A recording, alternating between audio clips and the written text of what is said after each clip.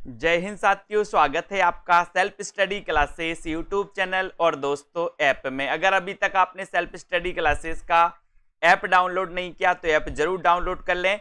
दोस्तों हमारी एक सीरीज चल रही है कि पढ़ाई कैसे करें, याद कैसे करें। वैसे ही बहुत सारे बच्चों ने पूछा कि सर रचनाओं के सन कैसे याद करें, तो आज कुछ मैं आपको बताने वाला हूं कि किस प्रकार से रचनाओं को याद रखा जा सकता है, रचनाओं के सन को याद रखा जा सकता है। दोस्तों अगर आपको अच्छा लगे तो आप कमेंट में जरूर बताना। एक हमारा प्रयास चल रहा है ज्ञात से अज्ञात की ओर। एक शिक्षण का सूत्र है ज्ञात से अज्ञात की ओर। हमें जो ज्ञात होता है हम उस ज्ञात से अज्ञात चीजों को याद करने का, सीखने का प्रयास करते हैं। दोस्तों तो यहां पर आते हैं, आपने देखा कि जिस व्यक्ति ने कभी गलती नहीं की, जिस व्यक्ति ने कभी गलती नहीं की उसने कभी कुछ नया करने की कोशिश ही नहीं की, क्योंकि जब आप नया करते हैं तो कुछ ना कुछ गलतियां जरूर होती हैं, ठीक है। और जब गलतियां होती हैं तो गलतियों से ही संभल के हम आगे बढ़ते हैं, उनसे सुधार करते हैं। दोस्तों आज मुश्किल है, कल थोड़ा बेहतर होगा। आज मुश्किल है, कल थोड़ा बेहतर होगा।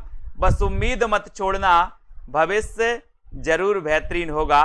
तो आज चर्चा करते हैं दोस्तों इनका कि भारत भारती का रचना काल क्या। एक रचना है दोस्तों भारत भारती। अब ये रचना किसकी है? मैथिली शरण गुप्त की है। लेकिन इस रचना का सन पूछा जाता है कि भारत भारती का रचना काल क्या है, तब आपको पता होनी चाहिए। दोस्तों भारत भारती के बारे में सभी ने पढ़ा है कि सर ये जो रचना है मैथिली शरण गुप्त की बहुत ही प्रसिद्ध रचना है, और इसकी प्रसिद्धि के कारण मैथिली शरण गुप्त को राष्ट्र कवि की उपाधि दी थी महात्मा गांधी ने। लगभग सभी को पता है। अब भारती से एक नाम आता है दोस्तों मां भारती, तो अपन मां भारती को प्रणाम करते हैं बार बार या 12 बार। तो बार बार या 12 बार से क्या बनेगा? बार बार या 12 बार यानी कि 1912।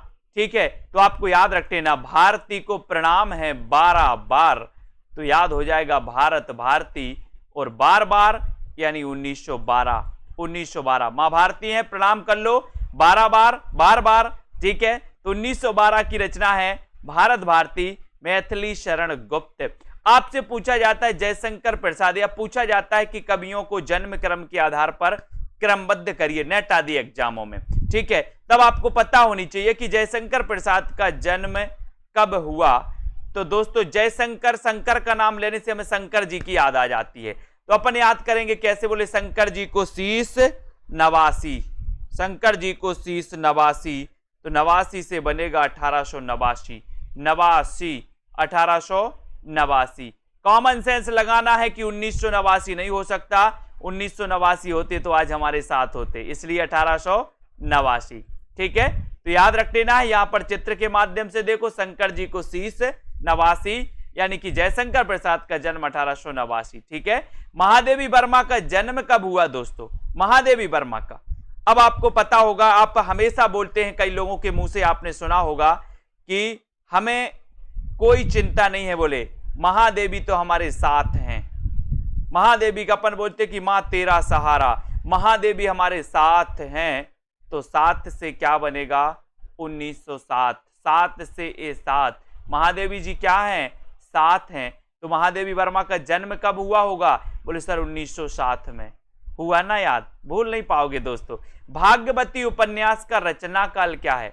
भाग्यवती उपन्यास का रचना काल क्या है ये आपको बताना है। और दोस्तों आपने सुनी होगी, दो चीजें होती है, एक तो होता है भाग्य और दूसरा होता है पुरुषार्थ, ठीक है। दोनों की भूमिका बड़ी होती है दोस्तों, भाग्य की भूमिका भी बड़ी होती है व्यक्ति के जीवन में, और पुरुषार्थ की भूमिका भी बहुत बड़ी होती है। लेकिन अपन को याद करना है भाग्यवती उपन्यास की रचना काल क्या है? भाग्यवती उपन्यास, तो ये श्रद्धाराम फिल्लोरी साहब का ये दोस्तों उपन्यास है। और अपन बोलते हैं कि सर हमारा भाग्य साथ साथ है, हमारा भाग्य साथ साथ है। तो 7 से बनेगा 1877। और दोस्तों आपको पता है, कभी अगर आपसे पूछा जाए कि दोस्तों तिथि के अनुसार बताइए कि हिंदी का प्रथम मौलिक उपन्यास कौन सा है, तो आपको पता है अगर नॉर्मल क्वेश्चन आता है कि हिंदी का प्रथम मौलिक उपन्यास कौन सा है, तो आप परीक्षा गुरु लगा देते 1882 का। लेकिन आपसे पूछा जाता है कि तिथि के मतलब तिथि के अनुसार यानी कि तिथि से पहले, तो 1877 में भागवती, 1882 में परीक्षा गुरु, तो तिथि के अनुसार तो भागवती उपन्यास पहला हो जाता है। तो यहां पर आपको याद करना है। उसके बाद बात करेंगे अध खिला फूल, ये उपन्यास है दोस्तों, और ये उपन्यास है अयोध्या से उपाध्याय हरिऔध का। दोस्तों इसको कैसे याद करोगे, आपको पता है कि जब राम जी को वनवास हुआ तो अयोध्या में क्या हुआ, बोले अध खिला फूल रह गया अयोध्या में। अयोध्या में अध खिला फूल, कहां पर अध खिला फूल, अयोध्या में। तो अध खिला फूल उपन्यास किसका हो जाएगा, अयोध्या से उपाध्याय हरिऔध का। ठीक है, अब आपसे पूछा जाएगा कि अध खिला फूल का रचना काल क्या है, तो आपको याद रख लेना 1907। दोस्तों आप कभी अध खिला फूल साथ में लेकर नहीं जाना, पूरा खिला हुआ फूल लेकर आए। बोले सर अध खिला फूल साथ में लेकर नहीं जाना। तो 1907 का एक उपन्यास है अध खिला फूल, किसका, अयोध्या से उपाध्याय हरिऔध को। याद करना है दोस्तों। अगर ट्रिक आपको अच्छी लग रही है तो अपने मित्रों तक जरूर पहुंचाएंगे।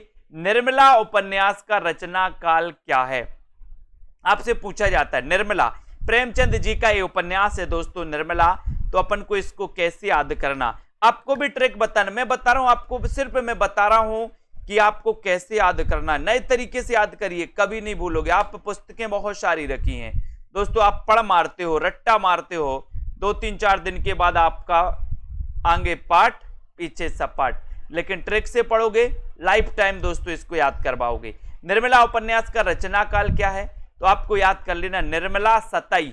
निर्मला सतई, तो सतई से क्या बनेगा 27, निर्मला सतई। तो निर्मला उपन्यास प्रेमचंद का है, 27 से 27, इसको याद कर लेना। उसके बाद पूछा जाएगा देवकीनंदन खत्री का उपन्यास भूतनाथ का रचना काल क्या है। भूतनाथ आपको पता है, भूतनाथ इनका अधूरा उपन्यास है दोस्तों, देवकीनंदन खत्री जी का।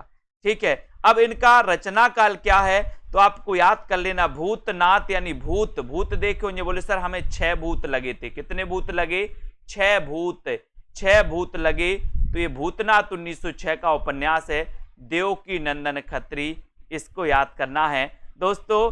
अकेले ही लड़नी होती है जिंदगी की लड़ाई, क्योंकि लोग सिर्फ तसल्ली देते हैं साथ नहीं। तो याद रख लेना कि जीत कर दिखाओ उनको जो तुम्हारे हार का इंतजार कर रहे हैं। दोस्तों आप खुद के लिए मत लड़ो, खुद के लिए मत पढ़ो, लेकिन उनके लिए तो पढ़ोगे जो आपकी हार का इंतजार कर रहे हैं कि आप कब हारो और हम आपके कब मंजे लें। उनके लिए तो कर सकते, आप लोग दूसरों के लिए ज्यादा करते हो, तो दूसरों के लिए भी एक करिश्मा करो कि जीत कर दिखाओ उनको जो तुम्हारे हार का इंतजार कर रहे हैं। तो साथियों कैसा लगा ये वीडियो, एक मोटिवेशन, एक ट्रिक और एक आगे बढ़ने का तरीका। आपको दोस्तों सेल्फ स्टडी क्लासेस से जुड़े रहना है, बने रहना है, लाइक करना है, शेयर। ऐसे ही बहुत सारी, मैं जीके अभी नहीं पढ़ा रहा आपको, जब भी पढ़ाऊंगा जीके फटाफट याद होता जाएगा दोस्तों। सिर्फ आपको ट्रिक सिखाने के लिए वीडियो बना रहा हूं कि ट्रिक से पढ़िए।